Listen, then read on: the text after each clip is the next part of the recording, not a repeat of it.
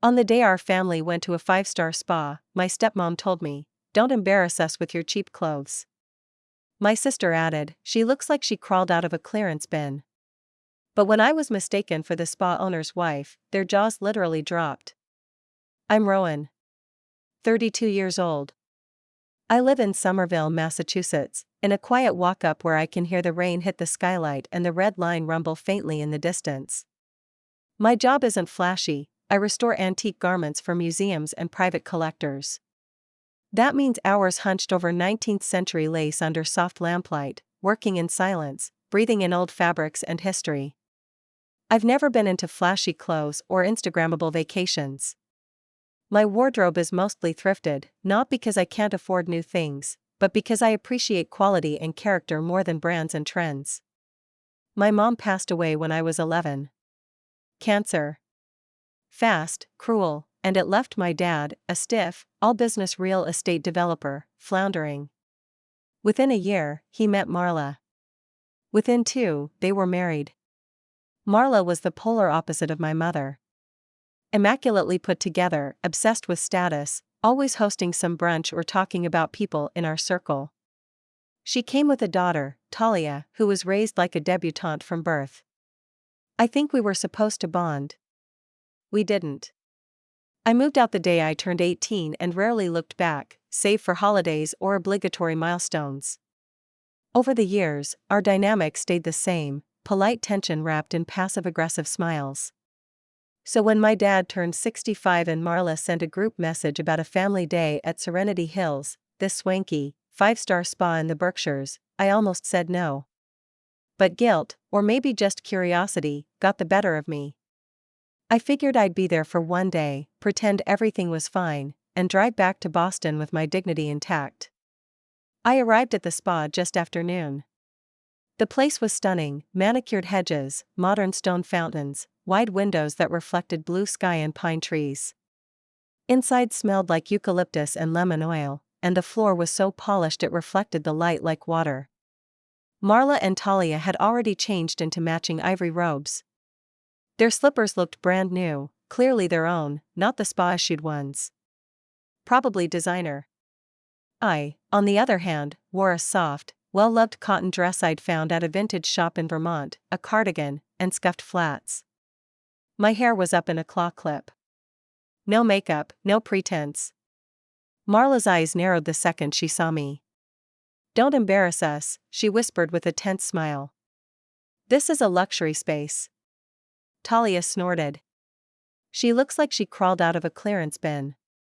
I didn't respond. I didn't need to. I just followed the receptionist to the locker rooms, swapped my clothes for a spa robe, and tried to focus on why I came, my father. We were all scheduled for different treatments. Marla had chosen them. She put Dad and Talia together for a father-daughter mud ritual, whatever that was, and booked herself in for a hot stone facial. I was signed up for a solo sanctuary journey, which sounded suspiciously like "let's keep her away from us." Fine by me. A quiet woman named Orla led me through a winding hallway lined with tall bamboo plants and pale wood paneling. The room I entered had one wall made of stone and another of frosted glass. There were candles everywhere, and the massage table looked like something out of a dream. The next 90 minutes melted away as Orla worked her magic: essential oils, pressure points, warm towels. I felt human again. Afterward, I wandered out to the spa garden. It was empty. The sky had turned overcast, but the light was soft and golden. I walked slowly past the herb beds and little fountains, soaking it in. That's when a man appeared. Maybe mid-50s, tall, salt and pepper hair, wearing a crisp linen shirt and looking very much like he belonged there. He did. Turns out he owned the place. He paused when he saw me. His expression shifted from polite to warm, familiar. "There you are," he said with a smile. I blinked. "Excuse me?" "I told Claudia this morning you'd be back," he said, stepping closer. "Every July, without fail." "You're Rowan, right?" "My name." I didn't know this man. "I think you may be mistaking me for someone else," I said, smiling awkwardly. He tilted his head, studying me. No, I don't think so, he said. You have the look, my wife had it, too. The quiet confidence. Understated. Unshakable. Before I could reply, he offered his hand. I'm Martin Delacroix, owner of Serenity Hills. Welcome back. I shook his hand, and we chatted for a minute. He asked how I was finding the place, and mentioned some new renovations to the guest suites. He seemed to believe I belonged. That I was someone of value. Then, like a plot twist, they appeared. Marla, Talia, and my dad were walking down the path back toward the lounge. Marla was laughing at something Talia said until her gaze landed on me. Then it all froze. Their eyes moved from Martin to me, then back to Martin. He had placed a hand lightly on my shoulder, and was mid-sentence about an art installation they were planning for the atrium. They couldn't hear the words, but they saw everything, the casual closeness, the way he looked at me like I was someone of significance. Marla's face tightened. Talia's jaw slackened. Even my dad looked stunned. Martin eventually nodded politely and excused himself. If you need anything, Rowan, have them call me. As he disappeared down the hallway, I turned toward the trio and smiled. Not smug. Not cruel. Just calm. I walked past them without a word. Their heads followed me, speechless. And for the first time in years, I didn't feel like an outsider. I felt seen. Dinner that night was served in one of the spa's private dining rooms, tastefully minimalist, all natural textures and soft lighting, as if even the walls were whispering for people to speak in hushed tones. A circular table had been set for 4. A bottle of some local organic white wine sat in a silver chiller at the center. I was the last to arrive. I had changed back into my thrifted dress, my hair damp from the herbal rinse I'd done in the bathhouse. I wasn't trying to make a point. I just liked how it felt. Clean. Comfortable. When I stepped in, I noticed it immediately, the shift in energy. Talia was absently tapping her nails against her wine glass, eyes low. Marla sat unnaturally straight in her chair, her napkin clutched like it might fly away if she let go. And my dad, he looked curious. Not tense, not annoyed. Just observant, like he'd missed something earlier that everyone else had seen and he was trying to piece it together. I slid into the empty seat across from Marla, offering a small nod. The kind that says, I'm not going to start anything, but I'm not shrinking either. The waiter arrived and began describing the courses. Local greens, squash blossoms, some delicate broth poached in lemongrass. Honestly, I barely listened. My mind was still in the garden. Still turning over the way Martin Delacroix had spoken to me, the way he'd regarded me with such ease and assurance. It shouldn't have mattered. But it did. It mattered because I wasn't used to being looked at like that in my family, not with respect. We toasted Dad's birthday. A light clink of glasses, the kind that comes with strained smiles. Talia broke the silence first. So, what was that earlier? I looked at her. She was leaning on one elbow, not quite accusatory but definitely intrigued. Her tone wasn't biting, just confused. What do you mean? I asked. With the owner. That man. He seemed like he knew you. He thought I reminded him of someone, I said evenly. His wife, apparently. Marla's fork paused halfway to her mouth. She set it down with forced gentleness. That's odd, she said with a laugh that didn't reach her eyes. You don't really seem like the type he'd associate with, no offense. I smiled politely. I guess that depends on what you think the type is. She didn't answer that. My dad cleared his throat. You know, Rowan always had that kind of presence, he said suddenly, his voice thoughtful. Her mother had it too. Quiet. Grounded. People listened when she spoke. That silenced the table. Even I had to look at him. He didn't usually speak about my mom. Especially not like that. But something had shifted in him too. Maybe it was seeing me through someone else's eyes. Or maybe, just maybe, he was finally starting to see me for himself. The food arrived.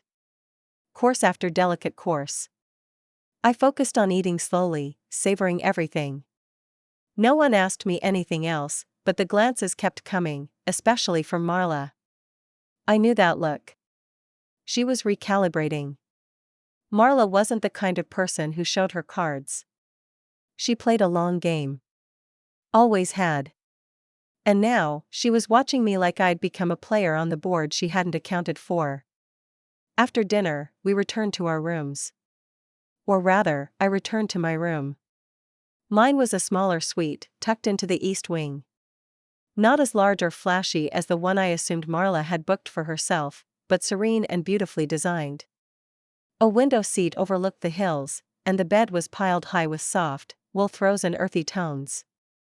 I brewed the herbal tea left on the tray, chamomile and mint, and sat in the window with my legs tucked under me. It wasn't just about that man in the garden. It wasn't even really about what Marla or Talia had said earlier, though I'd be lying if I said it hadn't cut. It was about this realization that had been slowly forming in my chest all day. I didn't need to fit in with them anymore. I didn't need their approval. I wasn't the awkward teenager trying to win affection in a house that had no space for me. They were the ones suddenly unsure of where they stood. And me? I was fine. Solid. My own person. And for the first time in years, I had nothing to prove. The next morning, I woke to sunlight filtering in through gauzy linen curtains and the distant sound of birdsong. There was a stillness that comes with high-end places like Serenity Hills, no cars, no hallway chatter, just the muffled hush of wealth and privacy. I sat up slowly, stretched, and padded barefoot to the window. Mist still clung to the treetops. For a moment, I forgot entirely about the tension from the day before. I almost convinced myself that I was just here for peace and self-care like everyone else. But then I heard a knock. It was too early for spa staff. I opened the door to find Talia standing there barefoot, wrapped in a white robe, holding a takeaway coffee cup with both hands like a peace offering. Her expression was uncharacteristically blank. "I brought you something," she said, not quite looking at me. I stepped aside, letting her in with a small nod. She sat at the small table by the window, setting the coffee down in front of the empty chair like she wasn't sure whether I'd sit or just toss her out. I sat. Talia wasn't usually this quiet. Even as a kid, she was performative, laughing loudly, interrupting people, always centered. But now she looked like she was chewing on something bitter and unfamiliar. "I didn't know he was the owner," she said finally, still not meeting my eyes. "Neither did I," I replied. "I thought you were just wandering around. Like, not knowing what to do here." I gave a small smile. "I was wandering around." Talia huffed a laugh, but there was no joy in it. "It was just weird. Seeing you like that. With someone like him. It was like he respected you." I looked out the window. "He doesn't know me. Maybe that's why." Talia finally looked at me then, really looked. "I don't remember much about your mom," she said, her voice lower now. "But I remember she was always calm. Even when I spilled cranberry juice on her rug that one Thanksgiving. I remembered that too." Talia had been 7. My mom had smiled, knelt beside her with a towel, and said, "It's just a rug. You're far more important." It was a brief moment, but I'd never forgotten it. "She was different," I said quietly. "She wasn't trying to be anyone else. She just was." Talia nodded slowly. "You're like that too." I didn't say anything. I didn't know if this was an apology or a confession. But it was something. She stood, brushing her robe down with her palms like she had said what she came to say. "Anyway," she muttered, her eyes flitting toward the door, "breakfast is in an hour. Just thought I'd tell you." I nodded, and she left. The coffee was perfect, black, just how I liked it. I sat there sipping it slowly, letting the silence settle again. Something had shifted. Not dramatically. But slightly. Like a thread had been tugged loose in whatever fabric Marla had been weaving around this family for years. By the time I made my way to the dining terrace, the sun was fully up and the air smelled like rosemary and fresh bread. The space overlooked the hills, with large umbrellas shading long tables set with linen napkins and polished cutlery. Marla was already seated at a corner table with my dad, flipping through the spa's brochure. She was wearing a long ivory cardigan, her hair carefully curled. But she looked tired. Not in the "I need more sleep" way, but in that deeper, soul-weariness kind of way. She glanced up as I approached. Something flickered in her eyes. Not disdain. Not quite. "Good morning," she said smoothly. "Morning," I returned, sliding into the seat across from her. Dad looked between us, smiling cautiously. He was better at real estate than relationships, but I could tell he was hopeful about whatever small thaw had taken place. "I was just telling Marla," he said, "that maybe next time we do something like this, we invite everyone to pick their own itinerary. It seems like that worked better." Marla gave a tight smile. "That's a good idea." The waiter came and poured orange juice. I ordered simple oatmeal and fruit. No one commented on my choice, and for the first time ever, it felt like I wasn't being observed or measured by my plate. Halfway through the meal, a staff member appeared, a young woman in a green uniform, holding an envelope. "Excuse me, miss," she said, turning to me. "Mr. Delacroix asked that I deliver this." Marla visibly froze. I took the envelope. Heavy, cream paper with my name written in tidy handwriting. I opened it. Inside was a short note: "Rowan, I enjoyed our chat yesterday. Thank you for the moment of shared quiet, it reminded me of better days. If you're ever interested in learning more about the history of this place, I think you'd appreciate it. The original spa was built in 1911 and has some fascinating architectural features. Just say the word. Martin, no phone number. No overture. Just a kind, respectful note from someone who saw me as more than the girl trailing behind her polished family." I folded the card and slipped it into my bag. Marla said nothing, but her jaw was tight, and her eyes betrayed her curiosity. Talia glanced at me briefly, then went back to her plate. Nobody asked what the note said. And I didn't offer. Later that morning, we checked out. Everyone smiled for the staff, nodded politely, and played the role of a serene family just finishing a peaceful retreat. But I could feel the difference. The silent shifts.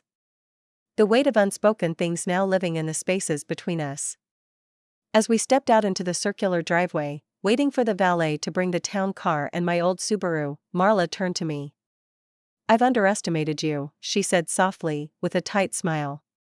"It won't happen again." It sounded like a compliment. But it wasn't. Still, I accepted it with a nod.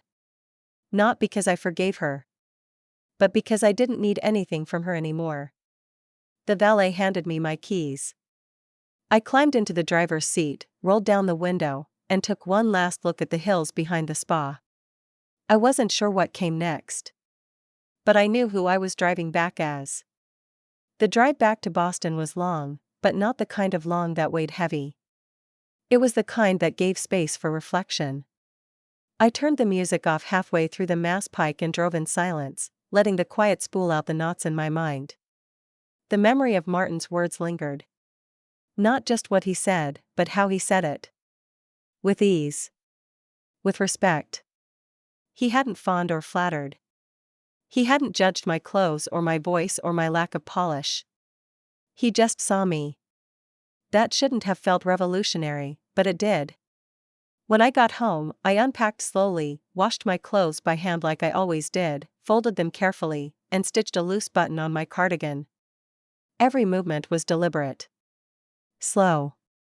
Mine. And for a few days, that was it. No texts from Marla or Talia. No calls from Dad. I figured we'd all go back to our separate corners of life. But then the message came. From a curator friend at a museum in Providence I'd worked with before. "Hey Rowan, wild question, do you do private textile restoration for hotels?" Got your name from a guy named Martin Delacroix. I stared at the message for a long moment, unsure whether to laugh or reread it again to make sure I wasn't hallucinating. I responded calmly, thanking her, asking for the details. Martin had apparently told her I had an unusual sensitivity to history and texture, and that he was interested in restoring some original tapestries from the 1910s in the older wing of his spa. He wanted it to be authentic, not flashy. He'd recommended me. And just like that, something shifted, not just emotionally, but professionally. Over the next few weeks, emails turned into planning calls. I visited the spa again, this time not as a guest, but as a consultant. I met Martin in his office, a library-like space filled with old prints of Serenity Hills, original blueprints, and books on early 20th century design. He wasn't overly familiar this time. He was professional. Respectful. He showed me the textiles, listened as I talked through how I'd approach the work. Before I left, he said, "I hope this doesn't feel strange, Rowan. But I admire what you carry. The quiet steadiness. The craftsmanship. That's rare." I didn't flinch. I simply said, "It's how I was raised." And I meant it. Even if Marla did her best to erase my mother's memory, her influence was everywhere in me. By the fall, my name started circulating in more circles. A boutique hotel in Vermont. A historical estate in New York. Nothing splashy. But word was getting around that I was the kind of person you hired if you wanted something done right. Then, at Thanksgiving, the real cherry on top landed. Marla sent a group message. "Thanksgiving dinner at our house this year. Dress is semi-formal. Cocktails at 4. Dinner at 6. I wasn't planning to go. But then Talia texted me privately. "You might want to come. There's something you should see." That was enough to make me raise an eyebrow. I drove up, wearing a charcoal gray wool dress I'd tailored myself. Clean lines, subtle silhouette. Nothing flashy, but beautiful. I paired it with a vintage brooch that had once belonged to my mother, an opal set in brushed silver. When I arrived, Talia opened the door, then blinked. "You look different," she said. "I look like myself," I replied. Dinner was held in their enormous dining room, where everything was always just a bit too curated, centerpieces that matched the upholstery, wine decanted hours too early. Marla was, as always, overseeing everything with brittle poise. Until a new guest arrived. A woman named Helena. Mid-30s, confident, immaculately dressed in that subtle New England old money way. She was a guest of one of my dad's business partners, apparently. She sat across from me at the table. Halfway through dinner, the topic of historic preservation came up. My dad mentioned one of his properties in the Back Bay district being reviewed for restoration. Helena perked up. "Oh. If you ever need someone for textiles or soft interiors, I have a recommendation. There's a woman named Rowan Hale. She restored a set of original tapestries at Serenity Hills Spa. Stunning work. Martin Delacroix won't stop talking about it." I smiled into my glass of wine. Marla froze, her fork hovering midair. Dad blinked. Talia let out a small sound, almost a laugh, and turned to me with raised eyebrows. "Rowan Hale, huh?" "Small world," I said gently. "But yes. That was me." The rest of dinner passed like a quiet storm. Marla barely spoke. Dad kept glancing at me with something that bordered on respect. Talia, to her credit, looked amused rather than annoyed. Almost impressed. When dessert was served, Marla cleared her throat. "I didn't realize you'd been working with Martin." "I didn't either. Until he asked." There was no malice in my voice. Just the truth. After dinner, while everyone else lingered over coffee, I stepped into the front hall. Talia followed a few minutes later. She leaned against the banister, swirling her drink. "Can I say something weird?" "Always. I used to think you were kind of pathetic. Quiet. Always on the outside." I didn't respond. I just let her finish. But you're not. You're like, quietly dangerous. The kind of person who doesn't need to prove anything because she already knows who she is. That scares people like Marla. I looked at her. Maybe that's why she tried to bury me under fake smiles and cashmere expectations. Talia smirked. Didn't work. No, I said. It didn't. We stood in silence for a moment longer. Come by more often, she said finally. Seriously. I shrugged. Maybe. If the wine's good. She laughed and disappeared back into the dining room. I stepped out into the cold November air, wrapping my coat tighter around me, brooch glinting in the porch light. It wasn't revenge in the loud, dramatic way people imagine. No one screamed. No one was humiliated or exposed. But in that quiet dining room, surrounded by people who had once made me feel small, my name carried weight.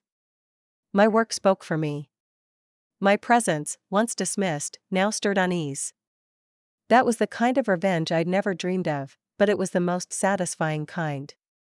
No cruelty. No theatrics. Just undeniable, irreversible truth.